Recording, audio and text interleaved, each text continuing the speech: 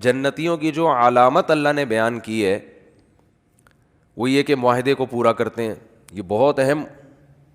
اللہ نے اہل ایمان کی صفات میں اس صفت کو بہت زیادہ ہائی لائٹ کیا ہے کہ اپنے معاہدوں کو بولو پورا کرتے ہیں. تو پورا کون کر رہا ہے؟ مسلمان کرتے ہیں غیر مسلم؟ ریشو غیر مسلموں میں کم از کم پاکستانیوں سے تو زیادہ ہے. میں نہیں کہہ رہا ساری دنیا کے مسلمان، پاکستانیوں سے تو زیادہ ہے. پاکستانی خود پاکستانی کے ساتھ تجارت نہیں کرنا چاہتا، اس کو پتہ ہے ٹوپیاں کرائے گا. یہ گوروں کے ساتھ کر لو آپ، ٹوپیاں نہیں کرائیں گے. ہمارا بھی کبھی معاملہ یہاں ہوتا ہے تو گڑبڑ ہوتی ہے، ادھر ہوتا ہے تو گڑبڑ نہیں ہوتی. تو قرآن تو بیان کر رہا ہے. اور اچھا آگے چلیں، حدیث میں آتا ہے ایک صحابی نے پوچھا یا رسول اللہ مسلمان سے فلاں گناہ ہو سکتا ہے؟ فرمایا ہاں، کبھی خواہشات کا غلبہ ہوتا ہے، فلاں گناہ ہو سکتا ہے. میں گناہ کا نام اس لیے نہیں لوں گا کہ لوگ پھر ان حدیثوں کا غلط مطلب سمجھتے ہیں. لوگ سمجھتے ہیں کہ یہ گناہ بھی کر لو تو کچھ نہیں ہوتا، حالانکہ یہ ایک مثال سے سمجھایا جا رہا ہے. انہوں نے دوسرے نمبر پہ پوچھا یا رسول اللہ فلاں گناہ ہو سکتا ہے؟ فرمایا ہاں وہ بھی ہو سکتا ہے. کبھی انسان ہے توبہ کر لیتا ہے، روکتا ہے انسان اپنے آپ کو، لیکن ممکن ہے، ممکنات میں سے ہے. فلاں گناہ ہو سکتا ہے؟ فرمایا ہاں وہ فلاں بھی ہو سکتا ہے. صحابی نے پوچھا یا رسول اللہ مسلمان جھوٹ بول سکتا ہے کبھی؟ فرمایا نہیں، یہ نہیں ہو سکتا. آپ صلی اللہ علیہ وسلم نے فرمایا فلاں گناہ بھی ہو سکتا ہے، فلاں بھی ہو سکتا ہے، فلاں بھی ہو سکتا ہے، پاسبل ہے، لیکن مسلمان جھوٹ. جب صحابی نے پوچھا اچھا جھوٹ بھی بول سکتا ہے، ان کا خیال تھا جب اتنے بڑے بڑے گناہ ممکن ہیں کہ فلاں بھی ہو جائے، فلاں بھی ہو جائے، اتنے بڑے بڑے جرائم بھی ہو سکتے ہیں، تو جھوٹ تو اتنی بڑی چیز نہیں ہے. چوتھے نمبر پہ صحابی نے پوچھا جھوٹ بول سکتا ہے؟ فرمایا نہ، یہ نہیں ہو سکتا. جھوٹ بول دے، وہ غلط بیانی کر دے، یہ کیسے ہو سکتا ہے؟ تو اصل میں وہ جو پچھلے 3 گناہوں کا تذکرہ کیا نا، وہ اس لیے نہیں کہ وہ گناہ چھوٹے ہیں یا وہ کر لینے چاہیے، وہ چوتھے گناہ کو بتانے کے لیے کہ یہ ان سے بڑھ کر ہے. تو سب سے بڑا جرم ہے جھوٹ بولنا، یہ بتانا چاہ رہے تھے آپ صلی اللہ علیہ وسلم کہ زنا سے بھی بڑھ کر ہے، چوری سے بھی بڑھ کر ہے، اتنا بڑا جرم ہے یہ. لیکن عجیب بات ہے، کافر زنا کرتے ہیں، چوریوں کا ریشو بھی ان کے ہاں بہت ہے. اگر تھوڑا سا قانون کا ہاتھ ہلکا ہو جائے نا تو چوریاں بھی ہوتی ہیں. لیکن لوگ کہتے ہیں کہ جھوٹ نہیں بولتے، اور ہمارے ہاں سارا دن کیا کرتے ہیں. میں لوگ اس لیے کہ بتا رہا ہوں کہ بہت سی چیزیں ہم لوگوں سے سن کے آگے بتاتے ہیں لیکن پھر وہ غلط ثابت ہوتی ہیں. کسی بھی قوم کے بارے میں تبصرہ کرنے کے لیے ضروری ہے کہ جب تک انسان اس قوم کے گھروں میں جا کے نہ رہے نا. بعض لوگ کسی معاملے میں ایک نمبر ہوتے ہیں کیونکہ ان کا کلچر بن چکا ہوتا ہے، ان کے ہاں قانون ایسا ہوتا ہے. لیکن جب آپ کسی قوم کے ساتھ گھروں میں جا کے رہتے ہو تو پتہ چلتا ہے کہ یہ جھوٹ بولتے ہیں کہ نہیں بولتے. تو وہ ایسے نہیں پتہ چل جاتا. بعض دفعہ کاروبار میں انسان ایک نمبری اس لیے بھی کرتا ہے کہ میرا کاروبار چلے. وہ اس لیے نہیں کر رہا ہوتا کہ میں بہت نیک ہوں، میں جھوٹ نہیں بولوں گا. وہ اس لیے کہ اس کو پتہ، ہوشیار ہوتا ہے، وہ وقتی نفع کو نہیں دیکھتا. کہتا ہے یار ابھی سچ بول کے تھوڑا پروفٹ آئے گا، لیکن جب کسٹمر کو یقین ہو جائے گا کہ میں سچا ہوں تو سارا پروفٹ مجھے ہی دے گا. یہ تو عین ممکن ہے گورے اس لیے سچ بولتے ہو کہ ان کو بزنس کرنا آتا ہے، اور ہمارے یہاں بزنس کرنا لوگوں کو نہیں آتا. وہ کہہ رہے ٹوپی کرا کے ابھی جتنا نچوڑ سکتے ہو نچوڑ لو، پھر بات کی اللہ توکل، کل اللہ کھلائے گا. تو یہ غلط موقع پہ توکل ہو رہا ہے. لیکن فرض کر لیتے ہیں، ایک صاحب نے مجھے بتایا، کہتے ہیں گورے جھوٹ نہیں بولتے کسٹمر سے، بیوی سے بولتے ہیں، اور بہت زیادہ بولتے ہیں. 10 گرل فرینڈ رکھی ہوں گی لیکن بیوی کو یہی بولا ہوگا میری کوئی گرل فرینڈ نہیں ہے. سارے نہیں، ہر طرح کے لوگ ہر دور میں ہوتے ہیں. صحابہ کے دور میں بھی جب وہ کفر میں تھے تو کافر ہونے کے باوجود ان کے ہاں جھوٹ کو بہت برا سمجھا جاتا تھا.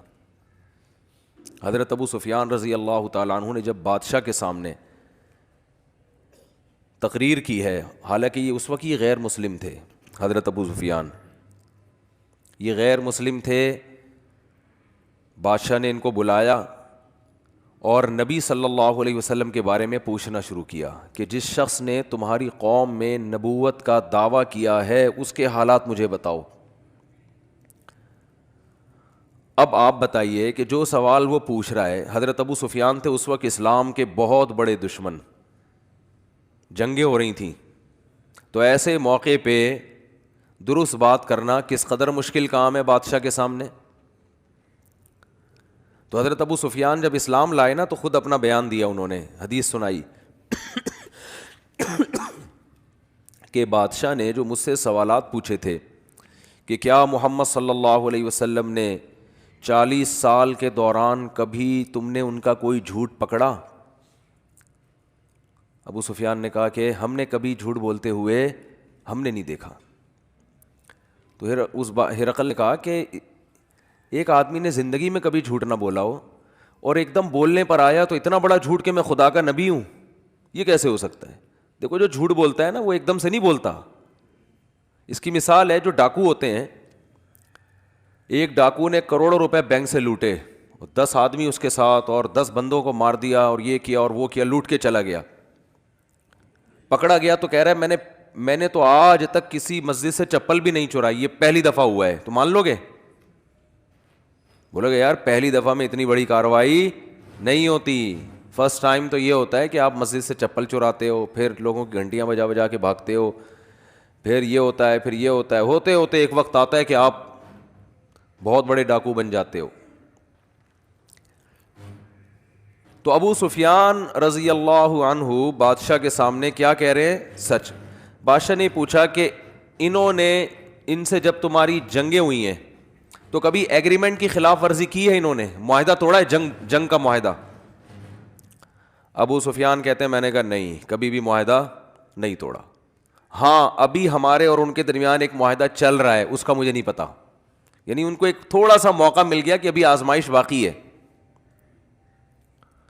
تو حضرت ابو سفیان فرماتے ہیں کہ جب مجھ سے بادشاہ یہ سوال پوچھ رہا تھا میرا دل چاہتا تھا کہ میں جھوٹ بولوں، میرا دل چاہتا تھا کہ میں بولو نا بھائی جھوٹ بولوں، لیکن مجھے خوف تھا کہ اگر میں نے جھوٹ بولا تو میری قوم کے لوگ جو میرے ساتھ تھے وہ بولیں گے عرب کا سردار ہو کے جھوٹ بولتا ہے، زبان خراب ہو جائے گی، اپنی قوم کا اعتماد ختم ہو جائے گا.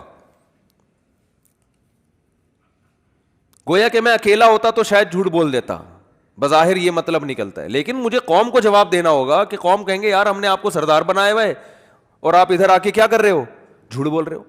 دیکھو یہ وہ قوم تھی جس میں اللہ نے پیغمبر کو بھیجا ہے، اسی قوم کو صحیح کیا اللہ نے. حضرت ابو سفیان بھی مسلمان ہوئے اور اسلام سے اتنی دشمنی تھی ان کو، اسلام لانے سے پہلے اتنا نقصان پہنچایا، مگر اسلام لاتے ہی نبی نے ایسا پروٹوکول دیا اب حضرت ابو سفیان کو کہ جو ابو سفیان کے گھر میں داخل ہو گیا اس کو پناہ ہے. کیوں؟ اندر سے ٹھیک ہیں.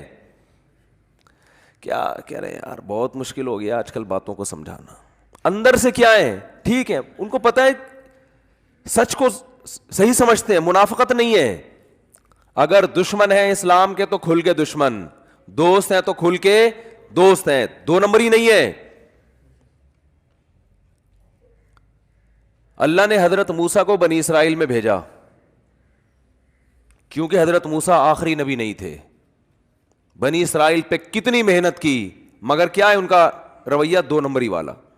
جہاں مفاد نظر آتے وہاں چلے جاتے.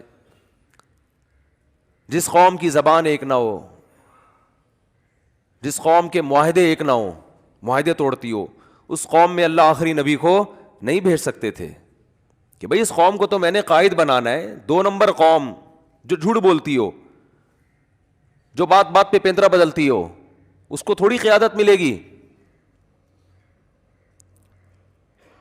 تو نبی صلی اللہ حضرت ابو سفیان رضی اللہ تعالیٰ عنہ فرماتے ہیں کہ مجھے ڈر تھا کہ میں اگر، مجھے یہ جملہ اتنا اچھا لگتا ہے نا، بار بار دہرانے میں مزہ آتا ہے، کہ میں نے اگر جھوٹ بولا، وہ کتنی باتیں نبی کے بارے میں پوچھے جا رہے ہیں. اس نے کہا کہ ان کی باپ دادا میں کوئی بادشاہ گزرا ہے؟ کہا نہیں. اس نے کہا اگر بادشاہ گزرا ہوتا تو میرے ذہن میں آتا کہ اولاد کو بھی سیاست کا شوق ہوتا ہے نا. ابا وزیر اعظم گزرے، صدر گزرے تو بیٹے کا بھی دل چاہتا ہے یار کچھ کرسی ہمارے پاس بھی ہے. تو ان کے تو صدیوں تک کوئی بادشاہ گزرا ہی نہیں ہے، تو ایک دم سے ان کو کیسے خیال آ گیا؟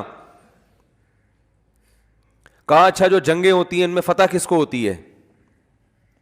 کہا کبھی ان کو کبھی ہمیں دونوں طرف معاملہ چلتا ہے. تو ایک ایک چیز کا جواب کیا دے رہے ہیں؟ صحیح. کیونکہ کافر ہیں لیکن ڈر ہے کہ میری سرداری چلی جائے گی. لوگ بولیں گے قریشی ہاشمی ہو کے ہمارا سردار ہو کے دشمنی اپنی جگہ ہے لیکن جھوٹ تو نہ بولو. تو قرآن نے اہل ایمان کی صفت بیان کی ہے اور نبی صلی اللہ علیہ وسلم نے فرمایا فلاں گناہ بھی ہو سکتا ہے، فلاں بھی ہو سکتا ہے، لیکن مسلمان جھوٹ نہیں بول سکتا، جھوٹ نہیں بول سکتا.